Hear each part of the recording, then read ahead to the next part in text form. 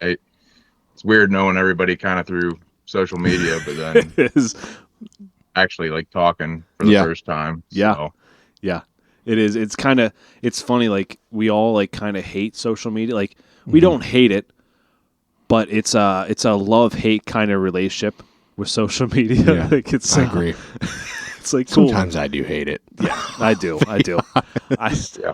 I was looking at my phone the other day. I was like, man, I hate social media. I would love to just get off it. Like honestly, like if I didn't have the podcast, I probably wouldn't be on social media right now.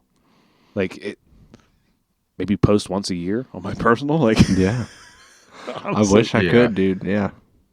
If it wasn't for like the outdoor stuff and following people, it wouldn't be worth it. You know? Yeah, for sure. I mean, you kind of can't grow, right? Like you can't grow unless you're not on. So like, sure, like back in like when podcasts first started, like it would have been easy to grow without social media because you just post a podcast or a YouTube channel and bam, like it's just people just found you.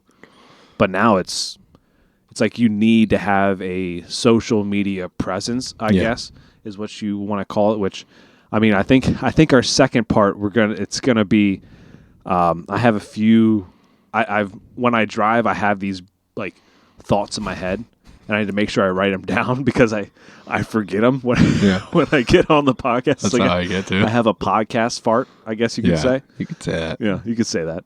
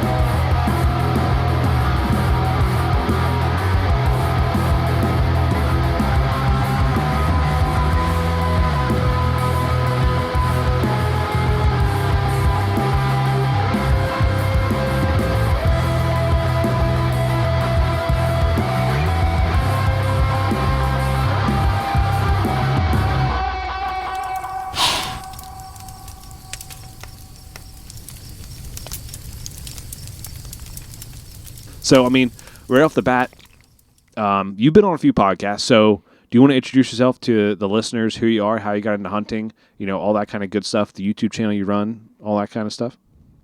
Yeah, my name's Aaron Pasquarette. Appreciate the invite to talk to you guys today. Live in Northwest Pennsylvania. Roam all over the place up here.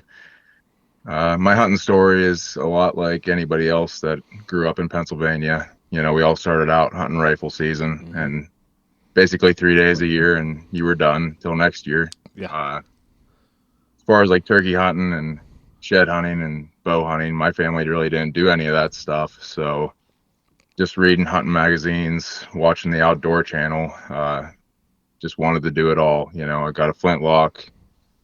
Just wanted to be able to hunt from basically October 1st till January 17th or whatever it is now. Yeah. I film my hunts. The YouTube channel is called Legendary Pursuits. I've been doing that for about 10 years now. I think this might be 11. And just always loved being able to go back and look at my adventures and rewatch it. Yeah. It's a pain in the butt most of the time. But when it all comes together, it's completely worth it. So So one thing that I've been thinking about, and I kind of want to ask more people this, and I think it's going to be more like in-depth kind of question. You always wonder why people do it.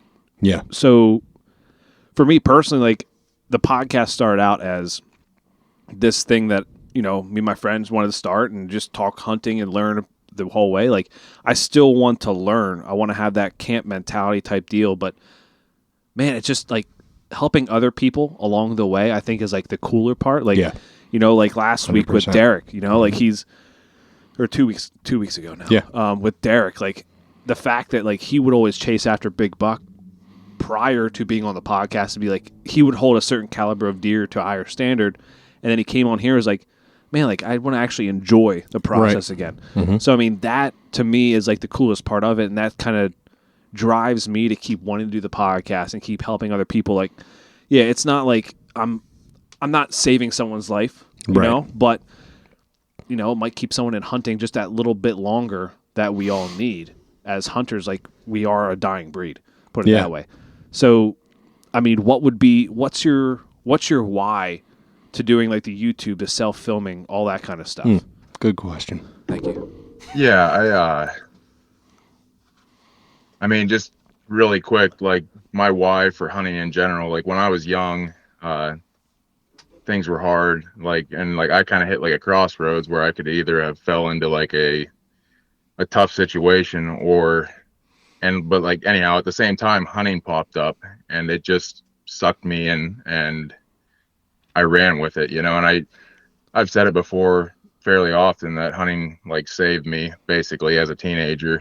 And I just was always, I don't know what it was, like if I knew exactly I'd tell you, but like it just, my whole life revolved around it, you know. I just sat there, waited for rifle season at the time, and I don't know. As far as like the YouTube stuff, right when I got out of high school, I saw Leatherwood Outdoors on YouTube, John Royer and those guys, and just made me automatically want to go get a camera and do the same thing.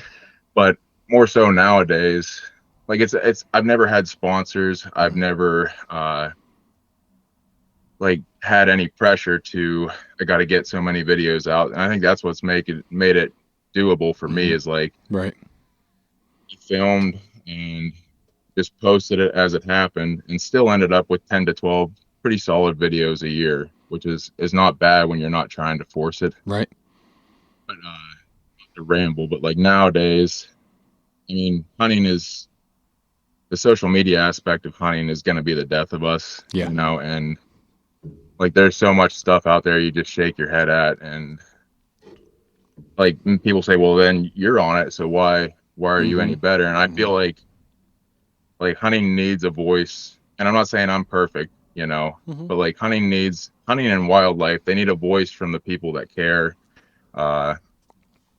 They need the voice that will call out stuff that's not right. You know, like a lot of people say like, well, we're all hunters, so we all have to support each other no matter what. And I completely disagree with that. Like if you see something going on that isn't cool, isn't legit, isn't legal, call it out. And so what if you have a couple people unfollow you? Don't know if that answered your question. No, but that's kind of how I feel. 100%. I like it, dude. I mean, I feel think that way. I feel that way. I think we should just jump into part 2 right now. Let's do it. Because, I mean, I'm we're on feeling that it topic right now. anyway. I'm feeling like, I mean, there's things I want to hear about for, I guess, the next part 2 is like, you know, how you're, you know, you got multiple deer down this year, which we'll get into that second part now. But, man, like, I completely agree with you. Like, social media will be the death of us. Yeah. It, like we said at the very beginning, like, it's a love-hate kind of relationship. It is. You know, I love meeting new people. I love talking to new people, all that kind of stuff. Like, Tyler, you and I never would have met if it wasn't for social media, right? Correct. And we live 20 minutes away from each other. Crazy. It's absolutely it's true. crazy. I agree, dude. I think too, social media itself, they kind of put this standard on hunters and hindered it so much that you have people out there now that are facing unrealistic expectations. And they're forgetting the real reasons why we hunt, our why we hunt. Dude, I'm going to step up on my soapbox. Do it. Okay? Go, man. Do it. I'll mute myself. I just think, you know, nowadays, everything is marketing pushed. Marketing. You look at Fred Bear, who would wear a black and red plaid shirt, a freaking longbow. And you know what he would say is, you know, his whole philosophy was to go out there and to always take away something from the woods. Not necessarily dragging out a deer every time you step in the woods, but just be thankful to have the privilege to go out there. Dude, nowadays, it's who killed the biggest buck? How much did it score? Who gives a shit? Yeah. Did it get you fired up, dude? Yeah. You're my brother. Yeah. We're whitetail hunters, man. Yep. You know what I mean? Yeah. That's the real stuff. That's the good stuff. Yeah. That's what we need to get back to, man. Yeah. I mean, I agree with that full-heartedly because, I was thinking about that. Like I said, when I drive, I have these thoughts and I sometimes forget them, but I'm glad you jogged my memory there.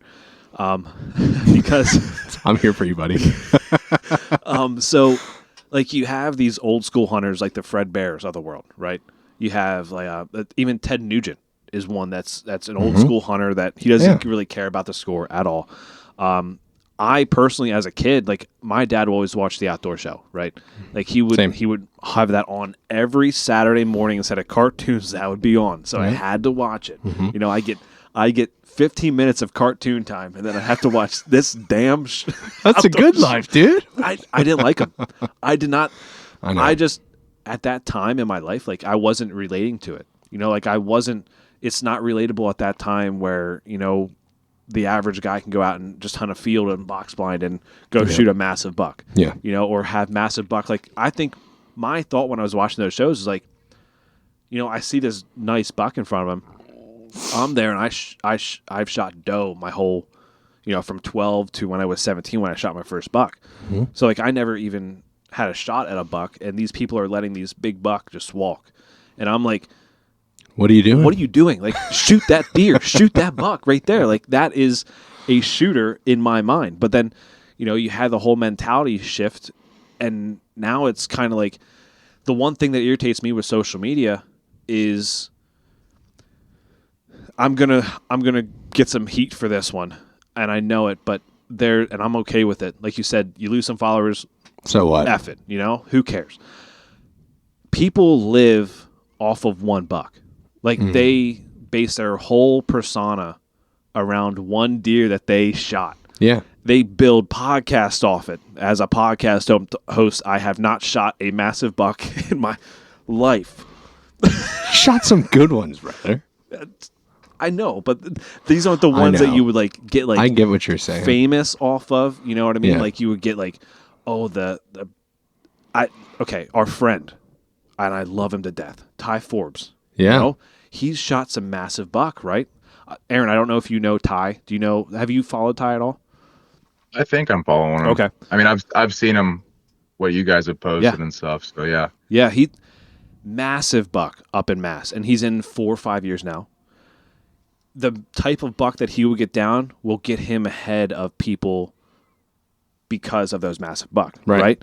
But then again, he deserves that because he puts in a lot of fucking work. All the time. A lot. All the time.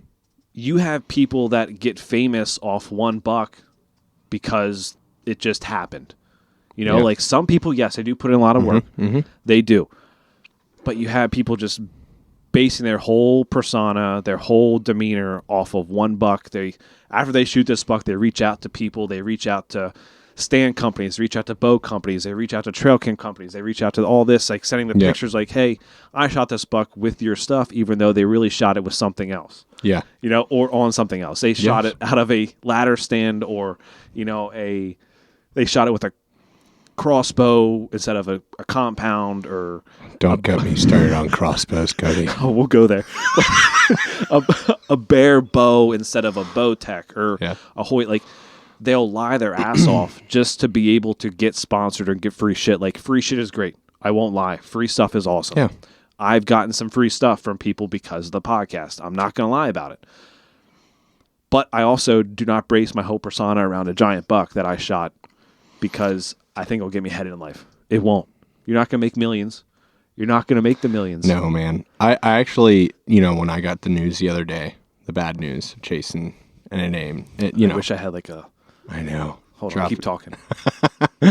So the chase came to an end, and I immediately was like, you know what? This year, I'm going back to my old ways. I'm going to shoot whatever gets me fired up. If it gets my heart thumping, the bow's getting drawn back. And that is exactly... Come on, don't do it, dude. Be fast.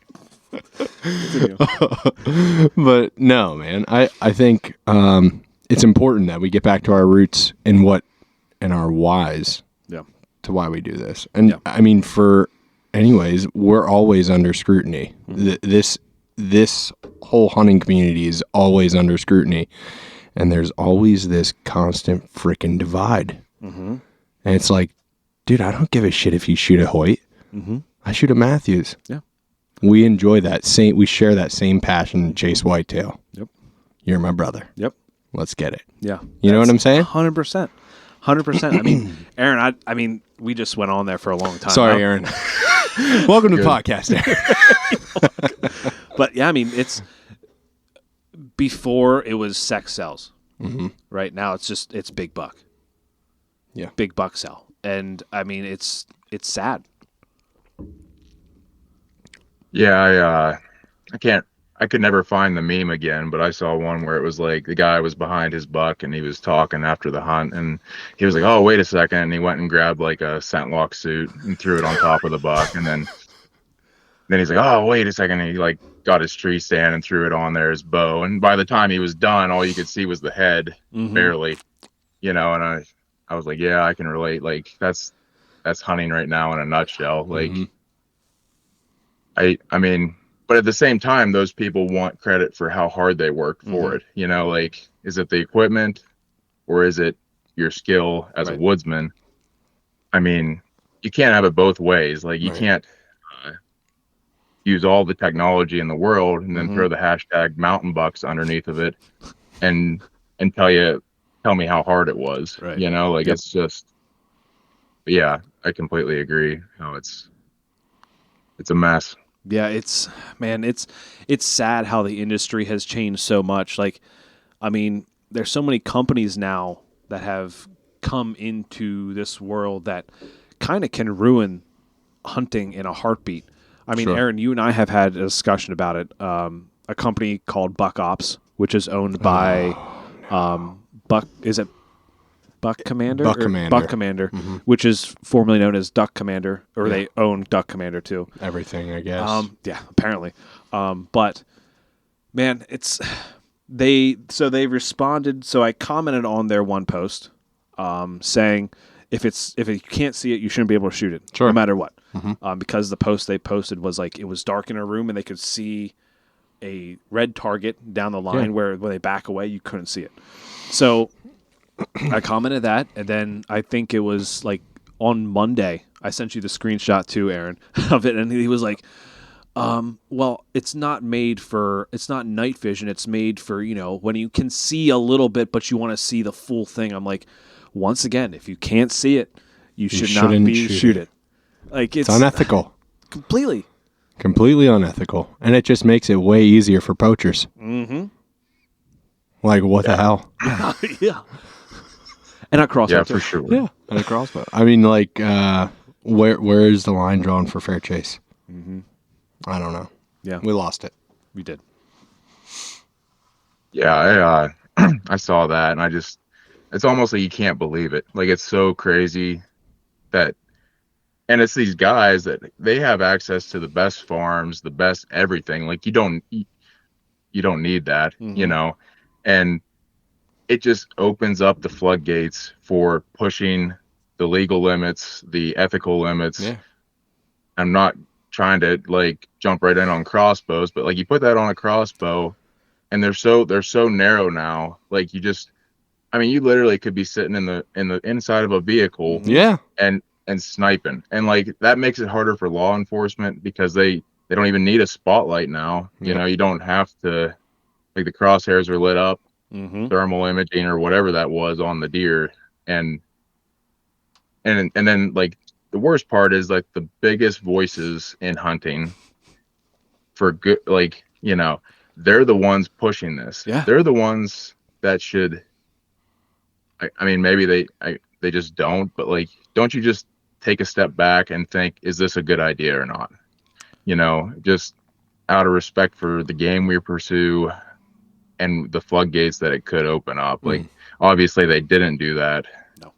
And you could probably walk around ATA. I've never been there, but like, there's probably a dozen products there that we would say the same thing about if we went. Yeah. I mean, you have the most of those people too with Buck Commander are I tried to watch a YouTube video of all the buck commander guys sitting around a table, but it was just like I was overwhelmed with the stupidity in front of me on that TV screen. I feel like I was getting dumber by the second when I was watching it. But you have these guys sitting around, like they're talking like, oh, who's the best killer, and then like they point out like this guy over here and I was like, what hunting is to me, like when you have all this money, like you said, Aaron, like you can have the best property, you can manage the best property to be the best killer in the world because you can grow these deer and let them go. Like I have nothing against. There's different ways to work hard, right, in hunting. Yeah. Like you don't have to hunt public to work your ass off. You don't have to hunt. You can ask permission. You can work your ass off getting permission to hunt property.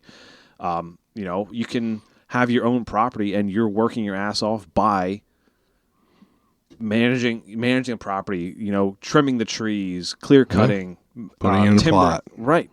Yeah. There's different ways to do it, but when you have all this money and you pay someone else to do it, or you have someone come on your property and make your property a whitetail haven. Yeah. Why would you need that? Why would that be attractive to the average guy? Here's the thing, dude. It shouldn't even be an issue because one, you have the time to do it. Mm-hmm. You have the property to do it. Mm-hmm.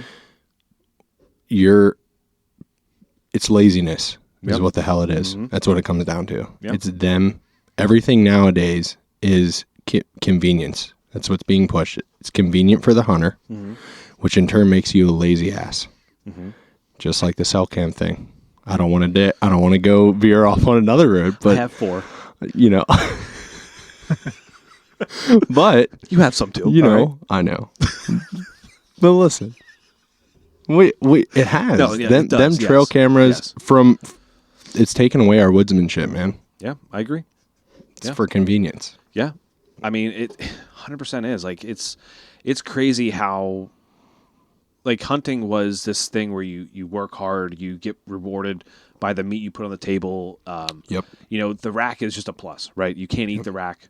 Like the ones you have hanging behind you are beautiful buck. The ones I have in the studio, I love to death. Like it's just, it makes you remember them just as much as a photo does. But it's not about that. Like it's about the meat you put on the table, and that's the whole thing. And I think, yes, I eat all the meat from a buck, but I'm just as happy when I get a doe down. Like this year, I didn't get a single deer down in PA. So it's like, I ate my tag soup, but I was lucky enough to get 2 down in North Carolina, and, I still put meat in the freezer. So, man, I feel like these rich guys that put in all this work or have all this time, period. They don't have to be rich. They have all this time.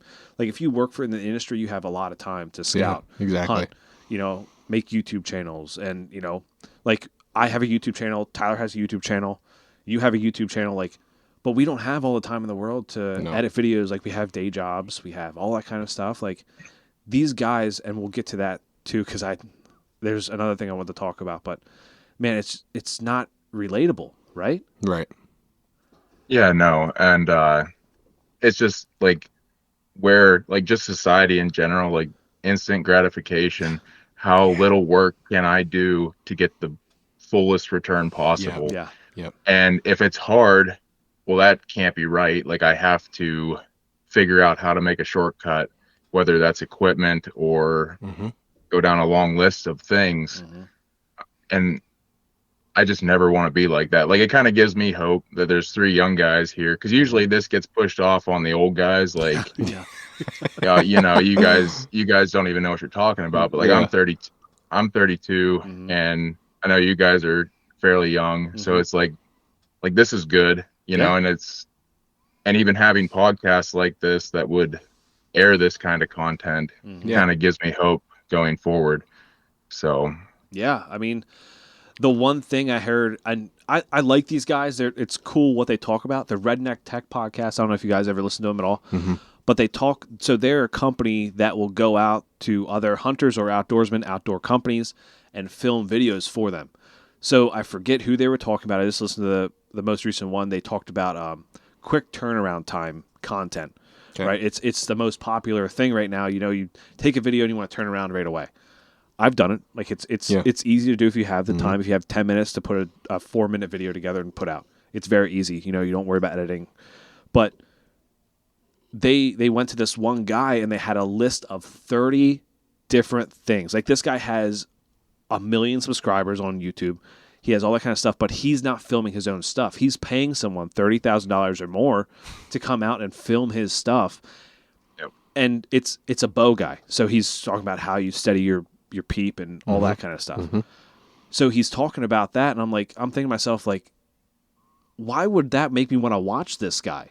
Like, he's pushing out content in a couple days, and I think they were out there for 4 days, and they did 30 videos. 30 videos for YouTube. And I was like, holy shit. Why? Like, now that makes me look at all these people that have a huge following, and these guys will never hear this. So Chris B., you have Levi Morgan, you have, I don't know, you name him. Like Meat Eater, is, I don't know, that's his job. Like that's his legit job. Like, yeah. But like they do the same things. That when you have that many followings, you make that much money off YouTube, you just pay someone to come in and edit your videos and pump out videos. Yeah. Because then you want that, like you said, you want that instant gratification and you want that quick money, the easiest way possible. And if you can pay someone $30,000 to $50,000, when you make probably $60,000 or more off like a couple videos, like why would they not do that? But then again, also for me looking at it, it's like, why would I want to watch that? Like they didn't put any time into that. They had someone else put the time in and edit it.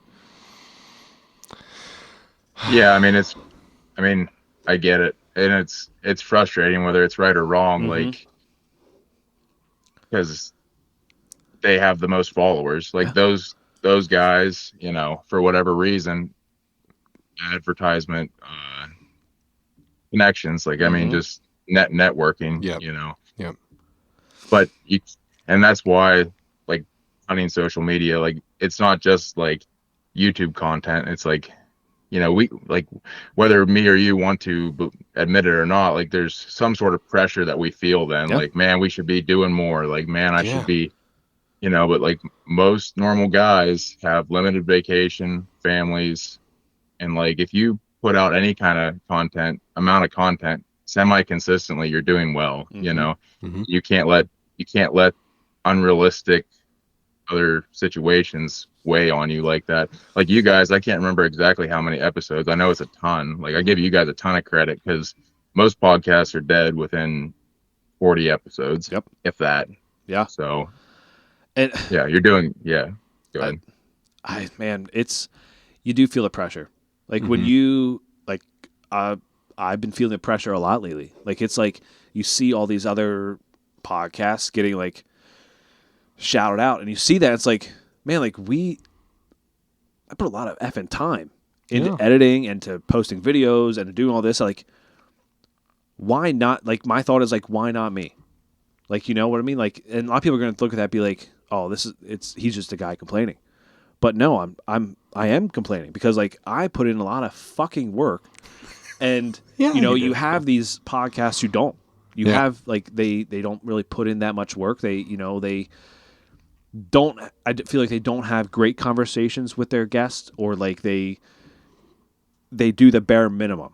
Put it that way. Like, and if that works for you, like that's great. But I like to put out good content that people can listen to and like is like music to their ears, kind of. Like I like to do that. Like but the podcast realm is so saturated right now. Like the hunting world is so saturated. Like everybody has a podcast. Yeah, everyone and their mother. Their mothers usually have a podcast too. Usually in the hunting industry, because sex sells. But Jesus, we went down a dark road. Went from mothers to sex sells. Jeez. Everyone, I'm not even going to say it. Okay. I'm not even going to say it. This is a kids podcast. This is a kids podcast. They probably cut off a long time ago. That's all right. I'm sorry for any kids listening to this podcast. There's a lot of words you probably shouldn't hear. We said already. Oh my gosh. Okay. So Okay. So we talked. Okay. let's get back crossbows now, because we kind of touched on that. Yeah. We touched on it a little with Derek last episode as well. With the technology and where it's going, like you have these scopes that can tell you the yardage right away. You even have it on bows too, where it tells you the Garmin's. Mm-hmm. And it's like, how is that also fair chase? Like there's a lot of questions. Like you said, if we go to ATA, we're going to see a lot of stuff that like, why is that here? Yeah. You know, even like you can even get the mobile setups too. Like everyone's kind of copying off each other with mobile setups. Like I noticed that like you have Latitude had a series called Grit, I believe it was, which was a great series. Okay. On their YouTube channel. And then this year at ATA, I saw that Tethered had a series, like a product out called Grit. And I was like, everyone just copy each other. Like you have stand companies also doing it too. I mean, I don't want to say them, to be honest, because then I'm gonna hurt people's feelings. Mostly my feelings, because I like the stand right now. Now you gotta say Yeah. it. So Elevate came out with a good stand. Like it was what, 5 pounds? Yep. And then XOP came out with a stand that pretty much looked almost the same, right? That was 5 pounds. So I mean, it's like, you have stands copying off each other. One's made overseas, one's made in the U.S. It's, we're partnered with XOP, so hopefully they don't listen to this and drop us as a partner. But it's whatever, I guess. Yeah. But it's you have all these companies copying off each other. It goes the same with YouTube channels too. You have YouTube channels kind of copying off each other. Like everyone tries to base theirs around the hunting public, right? Yep. Like they want to be the next hunting public guy. They want to be that. They want to be, I don't know, the next Seek One or the next, you name it. They want to be it. It's. But then again, it's kind of the way everything goes. It's a copycat world. Yeah. It is. Like the podcast when we first started the podcast, I tried to have 5 guys on the podcast to make it sound like the World Class Bow Hunter. That's what I was into. And then you find out who the World Class Bow Hunter really are, and then you don't want to copy them anymore. You want to do your own thing. And then, you have other podcasts used to, and then you start basing stuff around that. Like that's what I did for a little bit. Inspiration. Right. Mm-hmm. You take little nuances from each podcast and incorporate it into your own. But then you kind of find your niche. Like when you really get into it, you find your niche. Fine tune everything. Right. Yep. And I mean, that's kind of where it is now, where I don't give a crap what people think about it. Like, especially this episode right now, because I think this is a conversation that more people need to have. Yeah. This needs to get out there. Yeah. And I hope it does get pushed out there. It's one of them podcasts that presses the envelope, and sometimes it's needed. Mm-hmm. And dude, I'm to my wit's end with this shit. This needs to get out there. I mean, so back to cell cams too. I mean, Aaron, I know you run some too, right? No. You don't? No. Wow. No cell cams. I've never owned one. Never will. Wow. I drew the line at cell cameras. Nice. For multiple reasons. Yeah. If you want, yeah, let's go. Let's get into it. What's the reasoning behind that? I mean, when I draw lines, it basically comes down to like fair chase. Okay. I just and from the minute I saw cell cameras, I just was like, nope, absolutely not. I'm not going to be able to look back on a hunt and say I feel like the playing field here is getting so tilted in one direction, and it's like at some point it's like, how much help do you need to tag an animal with the brain the size of barely your, it's smaller than your fist. Yeah. I'm not trying to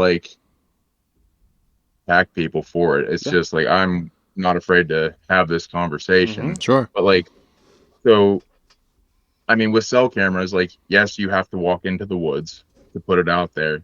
But after that, it's just, you don't have to go back in to leave scent. You're not bumping deer. You're literally spying on the deer. Yep. And you get instant intel. Intel.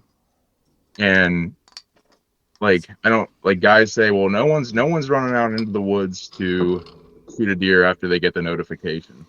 But like you go listen to any number of podcasts that talk about cell cameras, especially the guys that are sponsored by cell cam companies, and I guarantee you're gonna hear them say, "So I got that picture and I was in there like within an hour," you know. Yep. And like don't tell me that that's not a huge advantage. Like, Sure. Yeah. we're not allowed to use cell phones or radios to, like, I can't, like, say the three of us are hunting, right, and I see a big buck 200 yards away going towards Cody. It is illegal for me to call you, text you, radio you, and tell you that he's headed your way. Right. So like what is the difference with a cell camera? Like it's the live transmission of the location of a game animal that you're pursuing. Very true. And I can't even entirely blame people for, getting into them. Like the wildlife agencies, they really dropped the ball on so many of these items that we're talking about. Like, if anybody can see that technology is just running wild, and they sit there and they don't regulate it. They let it hit the market.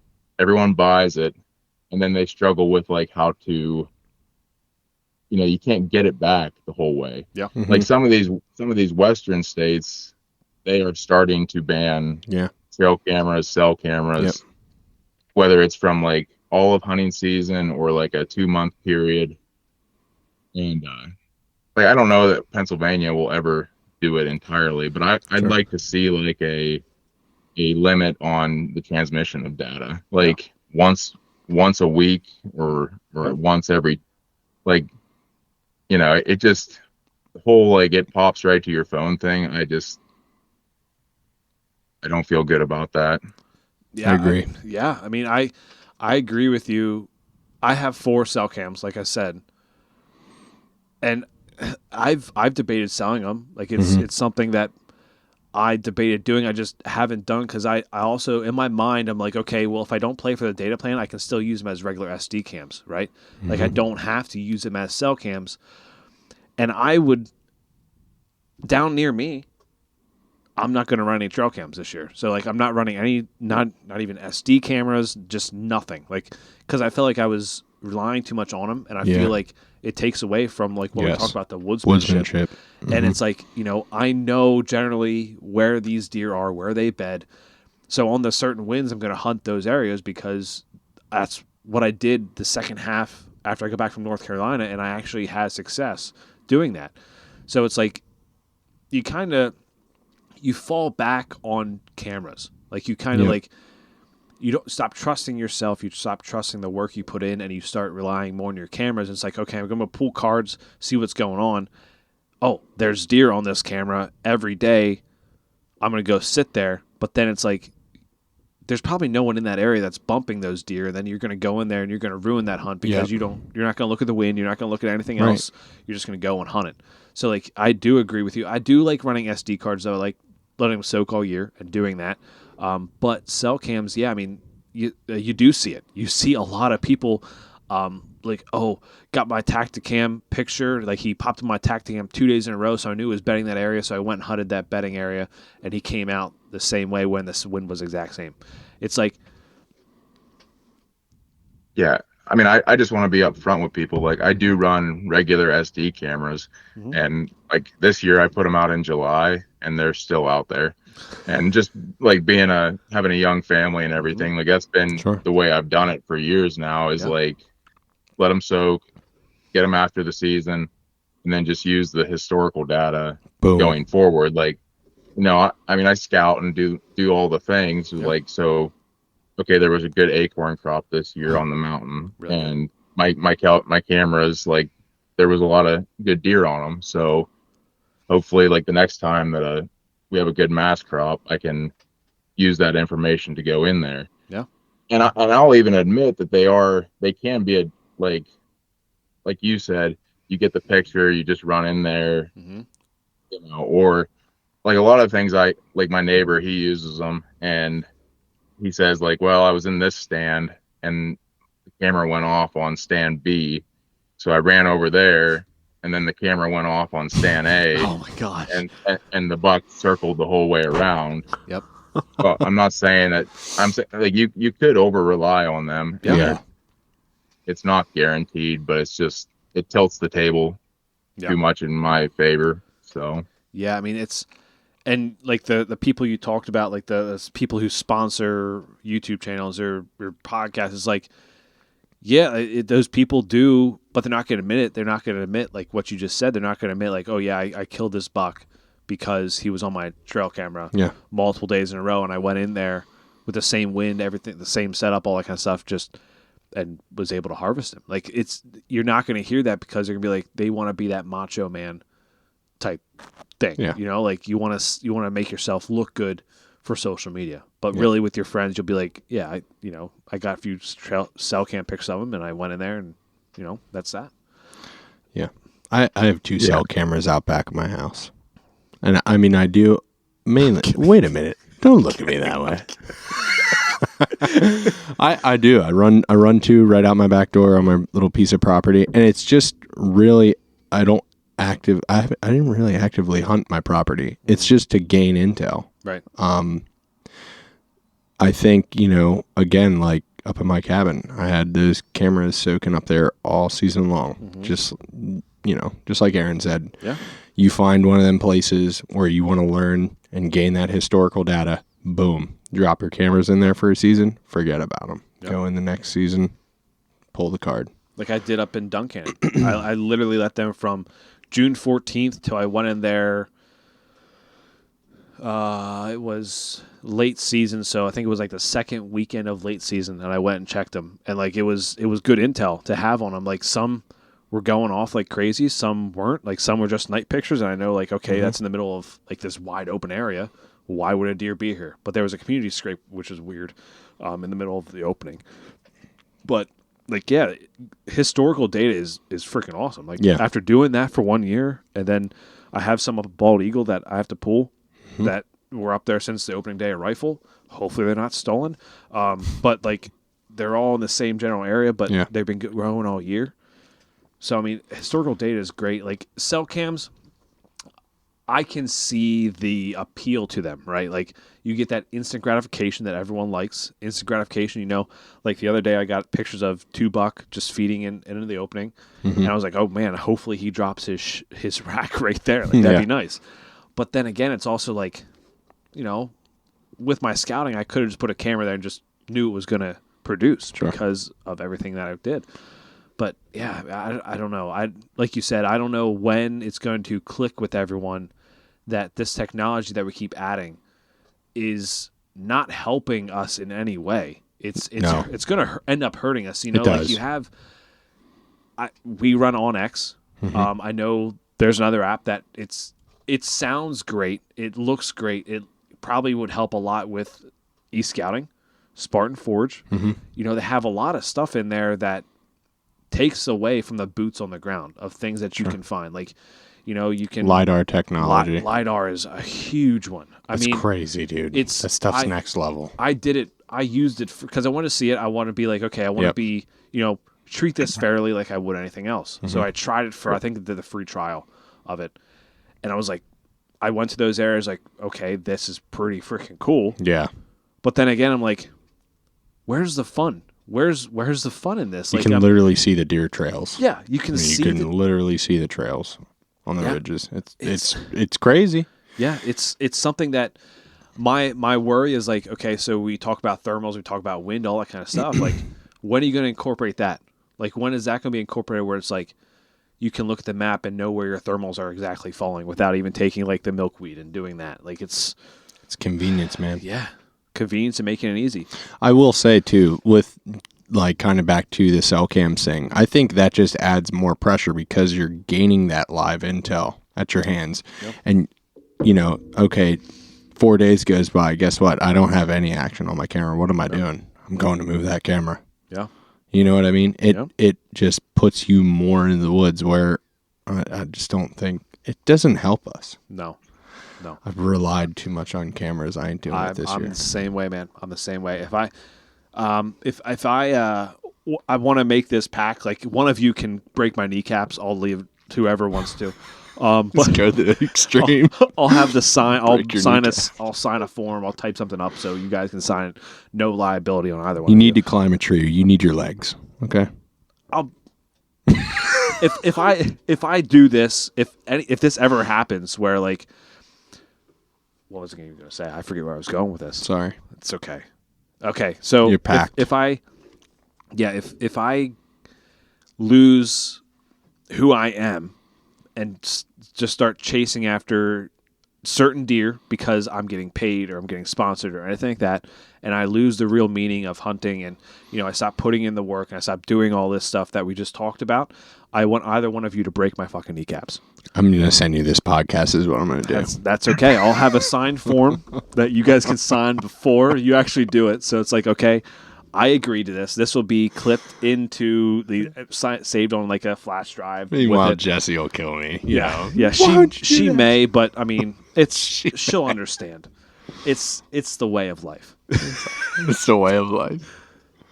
Yeah. I was real quick. I was hunting with a kid. I took him hunting on his family farm in bow season, and we were sitting in it was awesome. We're on top of this hill in a redneck blind food plot there, and I'm like, you can't see over the edges, so like I'm just like, I'm used to just being out there in a tree, so I'm still like fired up waiting for something to come over the hill, and I look over and he's on his, I don't know if it was Moultrie Mobile or what, and he's like, yeah, 3 does are coming up over the hill right now. And I was like, well, this is no fun. Like, all night long, he's just like, yep, they should be here soon. Like, there's another group coming. And I'm like, it's not for me. And then you said about Onyx, and yep. I have Onyx on my phone. Mm-hmm. I don't use like the oak tree layers, and like that's where it's a step too far for me. And even I've said this before on other podcasts, but like I'm jealous of my grandpa. Like when he went out in the woods, like he had to actually go over the next hill to see what was over the next hill. Yeah, hell yeah. Like it's almost like, I know I'm in a minority, but like I can just pull up my phone and it's like, oh yeah, there's a little hidden field over there. Like there's or whatever. And it's just, I don't know. Technology takes the fun out of it for me, and the basically. Yeah. It's I do find that hidden like gratification when you find those hidden springs. Like you look on X, you're like, okay, water might be here, but you're not 100% sure. There's no blue on the map. Yeah. And you get to that area, it's like, oh man, this is nice. There's a water source right here in the middle of the woods. Like this is freaking nice. Like I like that a lot. But yeah, I think that the title of this one is going to be like Let the Deer Win. Let the deer win. Or Deer Can Win. One of the two. Like I think that's a perfect title for this part. And that was now part 1. Like that is, I'm releasing this first. Yeah. Nice. Yeah. So now we'll get to part 2. All right, part 2. I think we got everything out there. Yeah, we did. So. We hit it all. I think we hit all. I feel like good weights off my shoulders now. No, I feel good. I feel good. How do you feel? How you feel, Aaron? I'm good. Good. Let's get a season recap from Aaron. Let's get that season recap. So let's hear from. I know you didn't go out as much. That was your thing. You didn't want to go out as much this year because you want to spend more time with your family, and also you want to save your time for rifle season more than anything. So let's break down your archer season just a little bit, and go from there. Yeah, so it's not that I don't want to be in the woods. Like I always want to be in the woods. My wife was finishing up her master's degree, and like basically the last 2 years I've just had to been super dad. Like I had to priorities first, and I don't feel bad about it at all. Other than I love to be in the woods.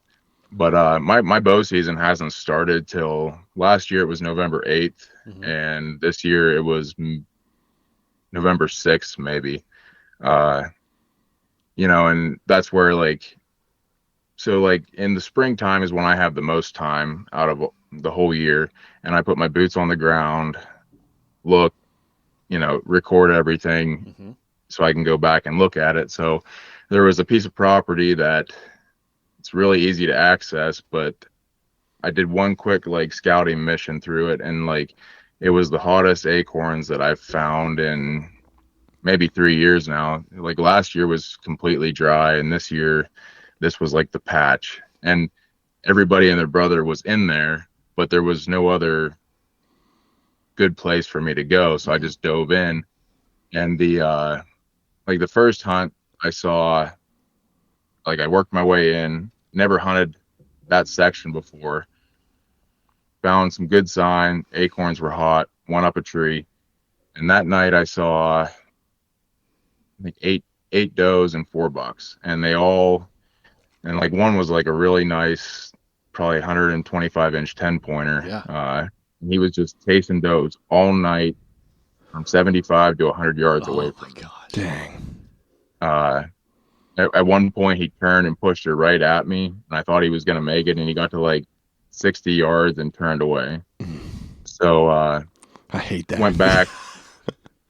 Yeah, I mean it was cool to see him, and Oh, like yeah. to be in a place where I drove by that many vehicles, and I still found the little corner that they were in. That was like I felt good about that. Mhm. So I wish I could have got back in there the next day, but it was probably 5 days later was the next chance I had. So I pushed right up to where all those deer had fed, chased the whole night. And over the next 3 hours, I had 20 does come into 35 to 40 yards of me. And not one of those does had a buck behind her. Oh my gosh. And I think that was November 7th. Yeah. Oh. Or 12th. I can't remember right off the top of my head, but and it was super windy. The deer were so on edge, and I had these giant does standing at 35 yards broadside, but I was just like, there's no way that I can release an arrow on you right now. Like, Yeah.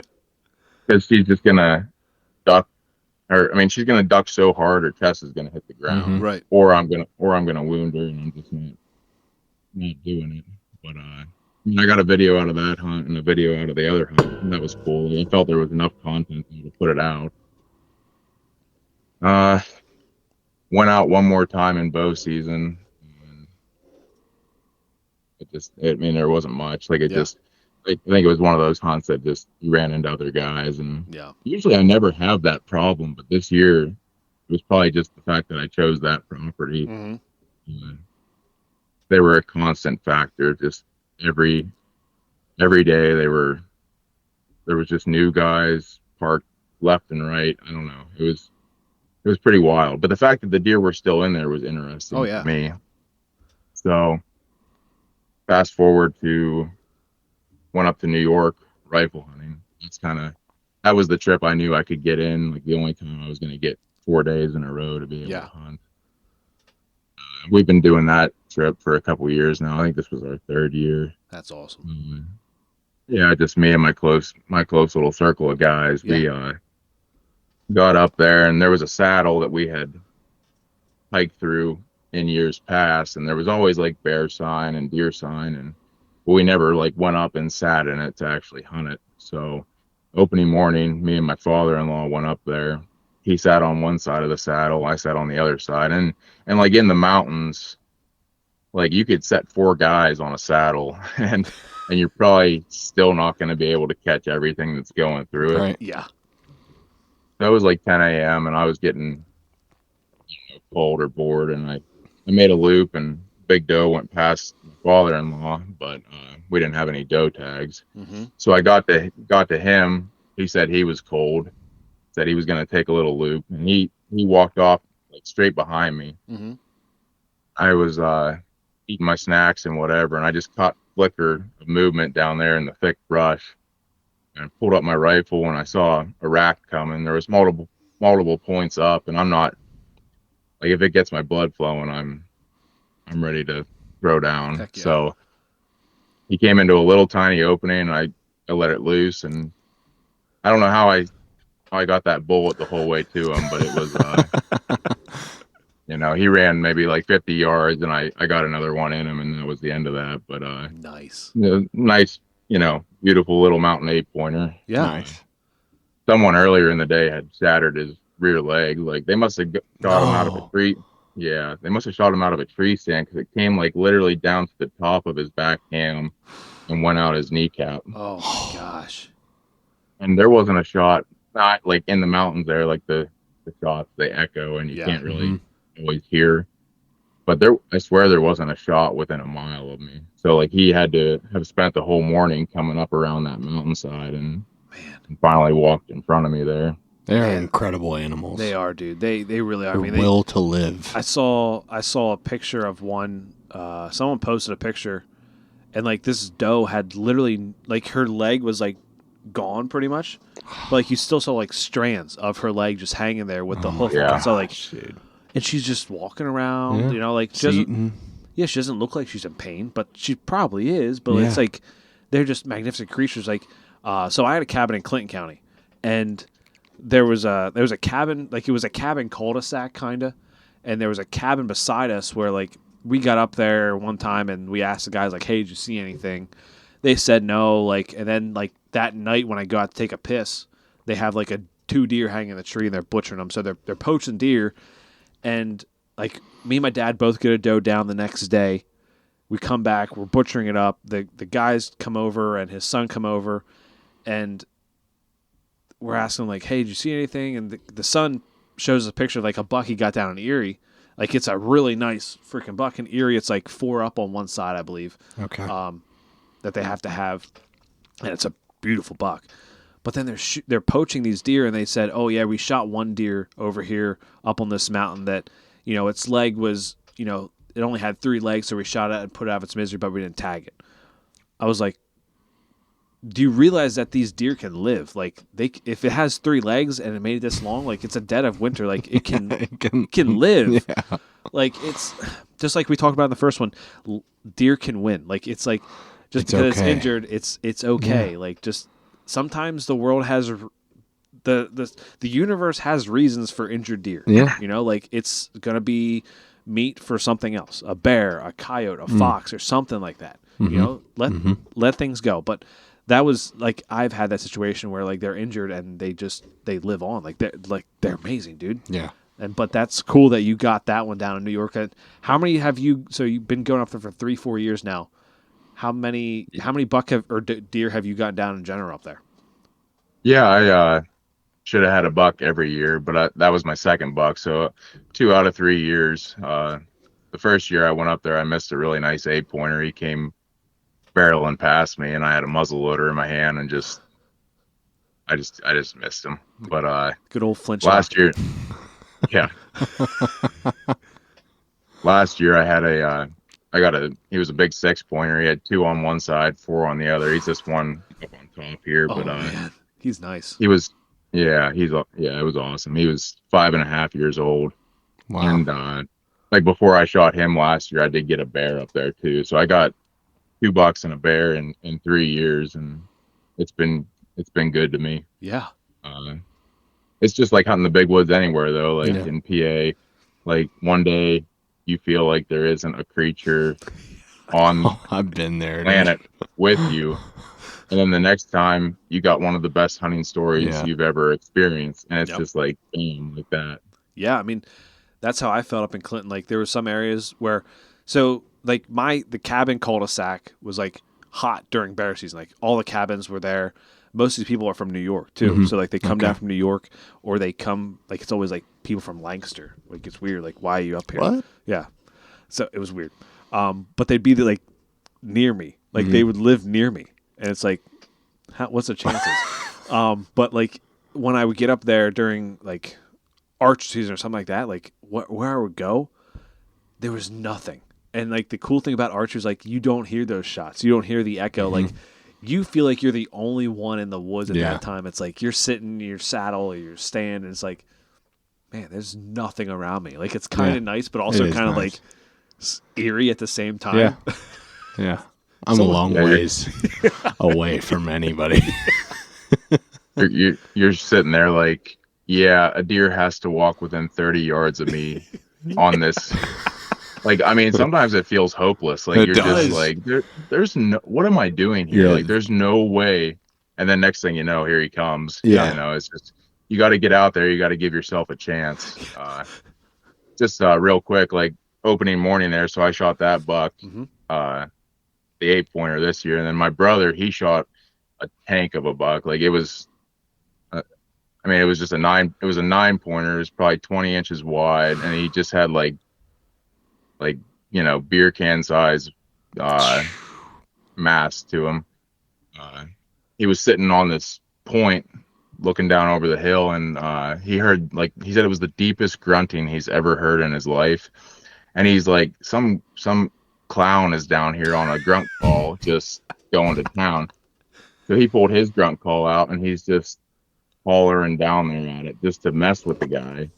Next thing he knows, this doe is coming straight at him with this tank of a buck behind her, and he's just chasing her left and right. And somehow he managed to keep his cool when he drilled him, like put him down, and so that was awesome. Like, I think this year we got 3 bucks down, and I think every year we've been up there, we've got 3 bucks down out of like 6 or 7 guys. Holy so, shit, dude, that's awesome. Yeah. That's a good record. Yeah. Yeah, I mean, you work for every one of them. Yeah, like, sure. But like, I don't know. It seems like the way it goes is that we get 1 or 2 on opening day, and then doesn't happen till the last day. Yeah. You know, someone's always coming through in the 4th quarter. Right. So. It's cool sharing a camp with the guys, especially guys that I've talked about it before, but like the camaraderie, like yes, having a group of guys that you can trust, like that they're not going to run back and tell 20 other guys to come sit in there and tree, you know, like it's like we're all in it together. We're all like coming back to camp and game planning, like, hey man, the sign's hot on our side of the mountain. You got to get over here with us tomorrow because like we can't cover the whole thing, and everyone's just in it for each other, and that's awesome. That's probably the coolest part up there. It's good stuff. The camaraderie thing is huge. Like that's, you know, like that's kind of, you know, like I have camp with my dad, my grandfather, all that kind of stuff. But like to have a group of guys go out, like that's what we're going to be planning this year in Bald Eagle. Like we're going to go to a campsite and do like just camp shit. You know, like it's going to be, we're going to go out hunting. Like we may not, there might be an opportunity where we're like, hey, this, like you said, like this sign is hot right here. Like we all have to cover this side of the mountain. One of us has to get a deer down. Like this is like, if one of the guys get a deer down, like that's awesome to have it hanging by my camper on like I'm going to make a makeshift meat pole. And it's going to be hanging right there beside the camper, like right over the fire. We're going to skin it and we're just going to cook the whole thing right there. Cooked old deer on the rotisserie. Might be frowned upon by the camp owner, but you know, whatever. But yeah, I mean, that's the camaraderie thing. Yeah. You know, like the first episode, that the camaraderie thing is what's missing, right? Yes. Is now it's because archery is a very do-it-yourself type sport. Rifle is more of a camaraderie, you know, do that, you know, I participated in my first bow drive. So I really my first drive ever. Like, and I'm kind of, the reason I'm against drives is because the Amish, like of what we're around down here. So that's my mentality going in the drive. So, but doing a bow drive with Leighton Hausner in the presence and the everyday outdoorsman down there, like that was freaking fun. Like I was full draw on a buck too. I was full draw on a buck, and like at 20 yards, like in Maryland, there's no antler restrictions. So like this deer comes out, I see a little spike over here, and then like there was, I can't wait to see what Lane has on video, but there's an antler over here, but it's flapping up and down. So like it's just a really long spike on the other side. Like I thought he ran through like some cattails, and it was my gosh, dude, you were gonna smoke him. I was gonna smoke him, dude. At 20 yards, like I had a full draw. There was bushes in front of me, so I couldn't, like, I didn't think he could see me. But then like I went to full draw and he like saw me and he took off. But if he would have took like I think it's like 10 more steps, he would have been in the opening where I could have shot. And I was like, oh man, that would have been sick. Like that would have Oh man, I was like, Yeah, like right I there, feel it, dude. right there. The first sit in the morning, everything like that, and it was cool. But that was my first bow drive, and now I'm making that a tradition. Like I'm going down there every year to do that. Like it was fun being down there, like you said, camaraderie type thing. There was 9 of us down there doing that, so it was. And I told him next year I bought my tag for one day, so I bought my $185 for one day, not even a full day, 6 hours. Holy shit. I was like, you know what? F it. I'm doing it. Didn't tell my wife, though, how much it was. I didn't even tell her I bought a tag. I won't tell her. I just said I was going down. But, so let's get to your PA season. Did you get one down in PA here? No, I didn't. Bow season, I had those couple close calls. Yeah. Rifle season, I barely hunted. I think I sat in a little shooting house with the kids like two evenings and didn't see a deer, and just didn't. Well, I don't want to say I didn't get one down, because like then we're getting to the late season, flintlock season. Yep. It's my personal favorite season. Right off the bat, I missed a nice doe. Just, I don't know, whiffed on her. But I mean, I'd rather whiff than hit her bad. Sure. My main goal was like I wanted to get a buck with my flintlock, because like I knew my time was going to be limited this year. So I was like, I'm either going to shoot the biggest buck I've got in PA, or I'm going to have my tag for flintlock season. Yep. So hunt all of flintlock season, and I ran into so much hunting pressure. Like every time I was out, it made no sense, because it never happens to me. Like I get set up on the hottest sign, and like literally the one time I was sitting there, I did the interview on the camera. I turn around, there's 3 guys walking past me. Well, two guys and a kid. And I'm like, okay, well, they're going to go back in there and sit. I turn back around, and there's a guy walking right down the barrel away from me through the bedding area that I want to, oh my God, that I'm thinking the deer are going to come out of. Yeah. So I hustle out around, and I run into another guy on the road, and I'm like, is this your group of guys pushing this out right now? And he's like, yeah, we're pushing it out. And I was like, okay, I do drives, that's fine, but like just come over and tell me what you're doing. Like don't wave and then take off through. Like at least let me go around and get set up somewhere where maybe one squirts you can out participate the side. too. Yeah, you're in there. And I got nothing against it. It was just like I didn't think it was going to happen that day, because it was like a weekday and it was an hour and a half before dark. I didn't think that 20 guys were going to converge on the little block of timber I was watching. Yeah. Yeah. So I wasted all these sits, and I say wasted, like they just got blown up. Like there was no chance. Like the other time I went in and I sat up and I was ready. Like I was right on the posted. Like the deer, they had to get to me first, right? And I had the wind just right. And this guy walks in and sits down 75 yards from me, and literally is just moving like this all night long. Oh my God. Oh my gosh, and dude. I should have just left, but I was like, I'm gonna get a deer right in front of this guy. Like it was like my mission. And I didn't see anything. So anyhow, second to last day. Well, yeah. Like we get a group of guys together and we do some pushes. And like the second Saturday we did that, and my friend Hansel, he shot a nice big doe. Fast forward to the second to last day, my brother and our friend Neil, we went out. There's 3 of us, and we're just doing little 3-man pushes. And literally the first push of the day, this 9-pointer runs right up to me, and I'm like, this is it. Like I see his rack coming. I'm ready. I'm behind a tree, and he gets like to the opening, stops, turns, looks right at me. Wind is in my favor. Everything was in my favor. I know I'm a big guy, but I was just like, I can't believe he's looking at me. So anyhow, I didn't want to shoot him really head on. So he finally went to go, and he's like turning, and I rushed it, and I just completely missed him.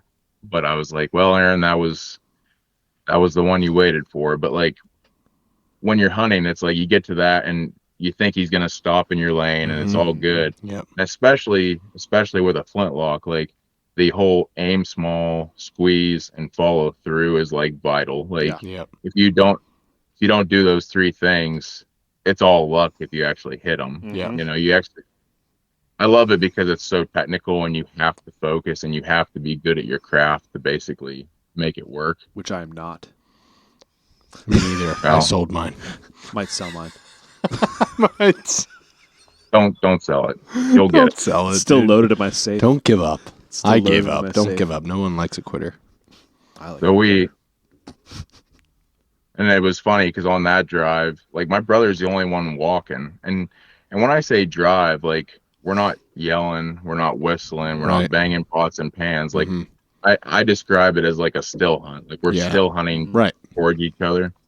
And in general, the amount of broadside standing still shots that we get would surprise everybody. Like rarely do we ever like, yep, she came through, she was standing still and I dropped her. You know, that's the way we like it. We don't really want to be blasting at them running mock full bore. Yeah. Anyhow, 2 other bucks went right to my buddy Neil and his gun wouldn't go off. Of course. 20 yards away, and they're just you know, anyhow, get a couple more drives in there and we're set up, and I hear like 8 or 10 deer pile in right below me in the thick brush, and they're just staged right there waiting to see what they want to do. And then it's like, I don't know if you saw the video, but it's like it sounds like a stampede, and they're all coming right up the gut of this hill right into my lap. Oh my gosh. Like on the camera, it literally sounds like there's a herd of cows running at me. But the lead doe, she comes up to like 35 yards and she stops behind a tree, steps out, looks right at me, and I just dropped her on the spot. So that was and then like in the group there's like 2 bucks running off, and I don't think either of them were legal, but I just was like, well, I wouldn't even got you because I blasted the doe on the first you know. But that was awesome. That was my 5th flintlock deer, and I just I don't know. It would have been weird not to get one in PA this year. Yeah. I mean 5th, like any flintlock deer. We had a discussion with Jake Belinda. Like, man, any deer down with a flintlock is like win. a big win, huge win, because that's like, and your 5th one too. Like that's pretty impressive. Like I still have yet to get one with the flintlock. And, you know, it's been a goal of mine, but also the last day of the season, I was kind of like, man, if I look back, I'm like, if I would have had the bow, I probably would have had that doe. Yep. You know, have the bow, have the doe, you know? Put that on a shirt. That. Put that on a shirt and print it. It's trademarked, everyone. Oh, I just trademarked it right now. On Good. the computer. Yep. It's done. It's yours. Yeah. So you just went to New York this year? Yeah. Okay. Yeah, that was it. This year I should draw Iowa. Ooh. Nice. So I'll have 5 points this spring, and that should be enough to do it. So I'm going to try to go out there scouting here in March, and then I've already made one trip out in 2022. Okay. So you know, you wait 5 years for a tag, you put $1,000 into it, try to do whatever you can to give yourself a chance. So, but I figured, and who knows what will happen. Like I'm really looking forward to it, but like in my mind, I'm like, well, if I can, you know, fight it out here on the game lands in Pennsylvania, I should be able to do something out there. You know, it's just like everything else. Like I'm confident that the opportunity will present itself. It's just whether or not I can hold up my end of the bargain. Right. Yeah. I mean, I should probably start putting in Iowa. I've never put in for Iowa, to be honest with you. It would be cool to hunt out there. I had some Midwest hunting experience with Illinois. Like I went out to Illinois through an outfitter, but you know, it would be cool to go public out in Iowa. I don't know how much public is actually out in Iowa though. I never really looked into it. There's some. There's a good bit. I have 2 preference points in for Iowa. Okay. I think me and Dad are going to be going not this coming year, but the following for our things late season muzzleloader. The late season January out there for. But you don't have a muzzleloader. I have an inline. Oh. Joke's on me. I don't have a flinch lock. Flinch lock, yes. No, but yeah, I mean that. So for Iowa, what would be your standard? Because I know here in PA, you're kind of like, and New York, you're whatever gets your heart pumping. Are you gonna be the same way out in Iowa too? No, it's biggest buck of my life, or else I'm probably gonna bring the tag back with me. Okay, so, right on, brother. Like it's I've never been like an antler hunter, like obviously I've said that, but like you're literally going into the land of giants. Like there's a reason they call it that. There's a reason that the public land is better than most of the private in other states. I mean, it's a wild place. Like just to go out there and walk like I did, and you see the sign and it's pretty much what they say it is. And like, as far as like the amount of public land goes, like I'd say they have a good bit for the amount of hunters that they allow to hunt there. Yeah. Like if there was like 600,000 of us, like Pennsylvania, it would be a tiny. Oh my gosh. There wouldn't be a deer on public, and yeah, like we're so blessed here. Like a lot of people don't realize how good we have it. Like, no matter where you're at in the state, like if you just drive a ways, like there's gonna be a big tract of land that you can roam on. Yeah. But and then my buddy, he should draw with me, so it'll be two of us out there. Awesome. Ideally, one of us shoots like the biggest buck of our lives, and then the other guy films for the rest of the trip. But I'm just trying to narrow down the dates here. So if anyone has any experience out there with when I should take 10 days to go, let me know. Yeah. If anyone listening has advice for I would say Magic Week would be November 5th to the 12th. Yeah. I'm just going on a whim from what I've heard. Okay. That's just what I've heard. Oh, okay. My gut says the 5th to the 15th. So boom. Right there with you. I think that's a good. I mean, my gut is just saying trust your gut. Iowa. Yeah, trust your gut. Just get to Iowa. Yeah, get to Iowa. I think if you just get there, something's gonna happen. Yeah. Like you got to be in the area to make it happen. I think too. One thing us three would have is PA has made us resilient hunters. We deal with a lot of shit on a yearly basis. Yeah. So you go to a state like Iowa, out in the Midwest, your expectations of BS that you're putting up with are really high. And I think it can only add for a positive experience. We're going to see stuff we don't see here in PA. Oh, yeah. You know what I mean? So we've there's a lot of, I would say, mostly negative stuff we talked about that, in the hunting industry. But I want to say this, I want to give a round of applause to the DCNR, the Game Commission, for making PA such a great place. Why are you looking at me like that when you're clapping? Because I'm being honest. Like I agree. I think we have an amazing, public land. Now, I do think that they should change when they cut and do all that kind of stuff. Maybe not cut right before the season or during the season. Right. Kind of hate that. But, I mean, they're doing it for a reason, I guess, right? Like, it's what it is. That's the best time to cut, best time to burn. Yeah. It is what it is, but it just kind of sucks, especially when you scout that area and then all of a sudden you walk in there and they're cutting all these trees and I'm like... Everything's black. I had that happen. I was like, what the heck's going on here? I scouted a cut the 1 year. I went in there and I was like, it was loaded with trails going to all these big oak trees.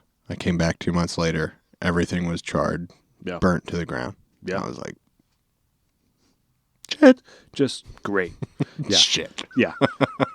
But yeah, hopefully, if you go down to Iowa, when you get down there, we want to hear the story of the whole thing. We want to, man, that I can't. You're gonna get a big buck down. I know you will. It's you put in the work here in PA. You got some good buck down here in PA.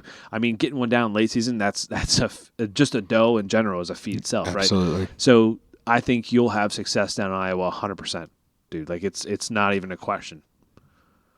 Yeah, I hope so. I just don't want to take it for granted or sound cocky about it. Yeah. I'm confident that the opportunity is going to come. So it's just, I think the major factor in any trip like this is the weather. Like, you're 100%. You're stuck within you want that 10-day window. Mm-hmm. That's why I think like that 5th to the 15th is like my best chance of the Good weather call. being solid. Like yeah, there's probably going to be some crazy rut action between the 28th of October and November 5th. Yeah. Mm-hmm. But there's a good chance that it could be 70 degrees for some reason, Right. you know, Right.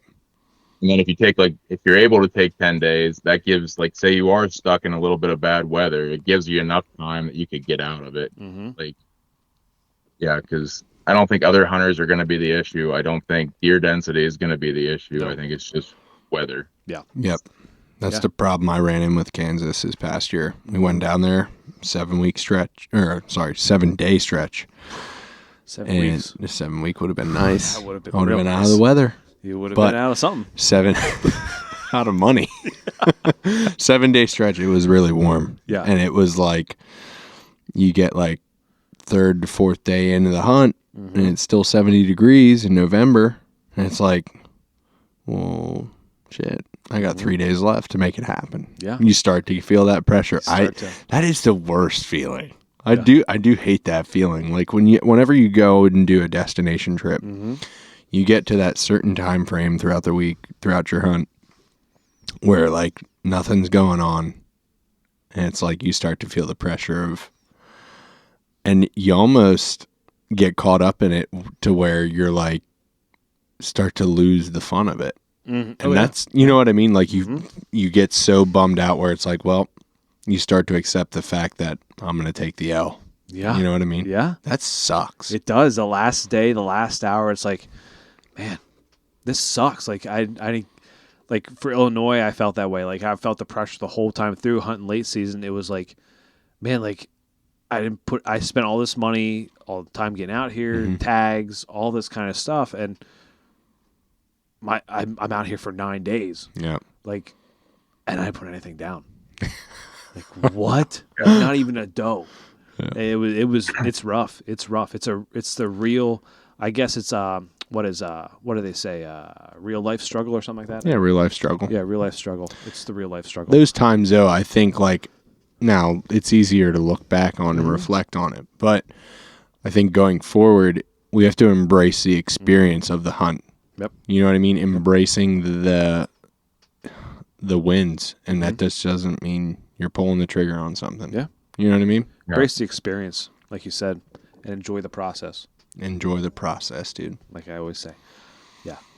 But that's what I want, like, out of that Iowa trip. I don't want that to happen. Like, I don't want to, like, I don't want it to be not fun. I want it to be, like, if nothing else, Aaron, you're going to see the whitetail deer in what is supposed to be the peak version of that. Like, low pressure, enough bucks that they're all making sign, and I don't know. Like, I just want to enjoy it. Like, I don't want to, but it's hard for me because I'm like, in PA, I'll say like, I'm going to hold out for my best buck ever. And then this rutted up 6-pointer comes up here and trying to tempt me. And I'm like, well, I'm going to send an arrow because my heart, because why not?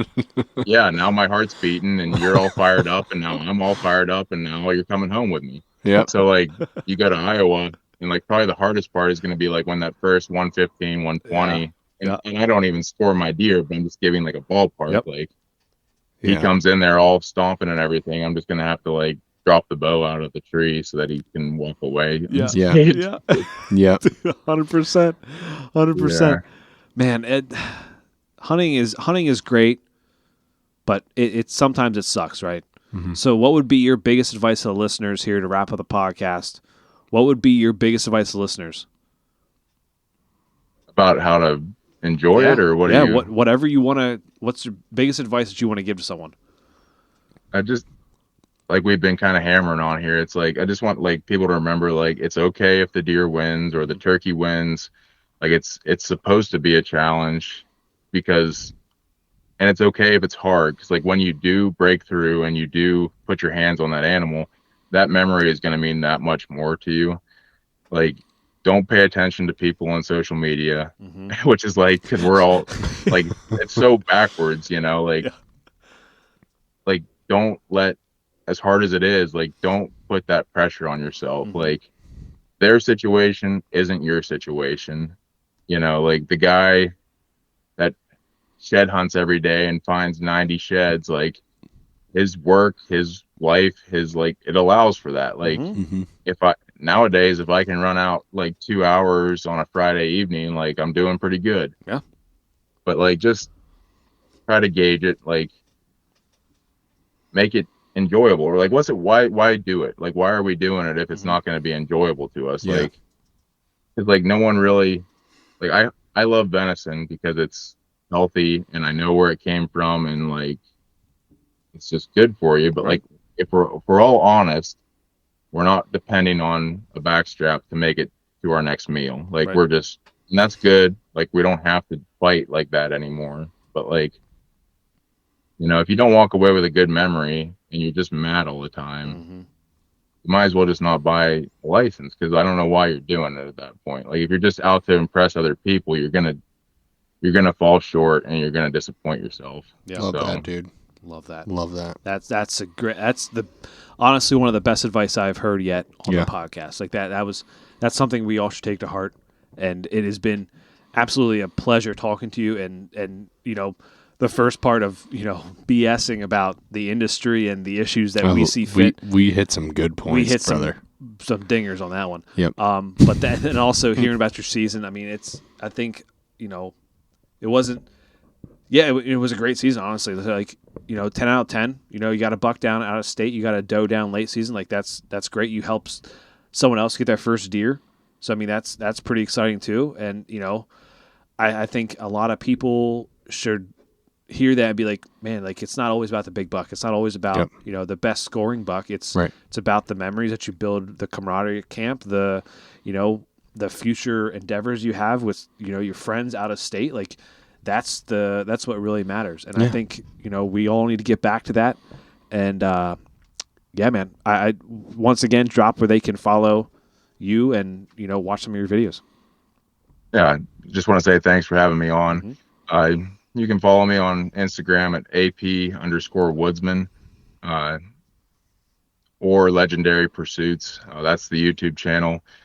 We don't post a bunch of content just to post content. Like it's pretty solid stuff. We're not going to shove products down your throat. Like if we say about something, it's because we believe in it. But mainly we're just out there to show people like what the average guy can do and try to like if we can help you along the way, great, So, but yeah, thanks again for having me on. I really enjoyed it, brother. Yeah, we enjoyed having fun you on. this one. Yeah. This one was a good one. Yeah. You good? You got anything else? No, I'm Okay. good, man. Thank you, everyone, for watching and for listening. Remember, keep hunting. Dude, we got to do the selfie. Well, like we will after it's okay. done. Yeah. Jeez, I Okay. got to piss too, really bad. I drank like 3 beers. But remember to keep hunting, keep fishing, enjoy the freaking process. We out. There we go. Now I'll stop recording this. Okay. Do you got the mouse?